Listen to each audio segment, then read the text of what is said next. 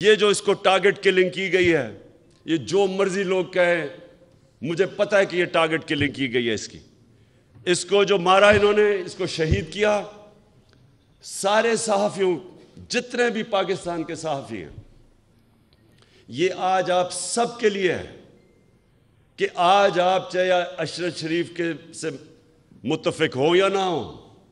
یا آپ دوسرے کیمپ میں بیٹھے ہوں اور ان چوروں کی حمایت کر رہے ہوں، یا آپ کے اوپر لفافے چلے ہوئے ہوں، ضمیر کے بیچے ہوئے ہوں آپ نے، پھر بھی میں آپ سب کو کہتا ہوں کہ یہ ہے پاکستان کا وہ صحافی جو شاید ہی میں نے ایک اتنا دلیر، ایماندار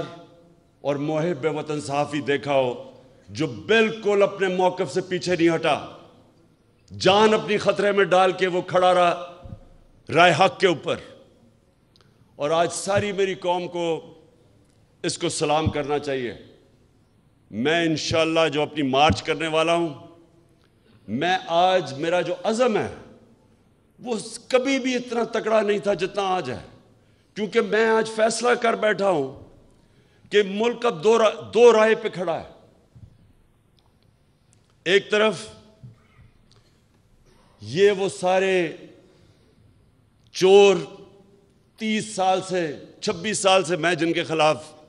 کرپشن کی جہاد لڑا ہوں وہ سب اکٹھے ہیں، ان کے ساتھ میڈیا ہاؤسز جو ان کے ساتھ پیسے بنا رہے ہیں وہ اکٹھے ہیں، ان کے ساتھ نامعلوم افراد وہ ان کے ساتھ ملے ہوئے ہیں، ان کے ساتھ بیرونی سازشیں جو چاہتی ہیں کہ پاکستان ایک کمزور مقروض ملک کے رہے تاکہ وہ غلام بن سکے، وہ ان کے ساتھ ہیں۔ اور ساری قوم جو آج اس سے تنگ ہے،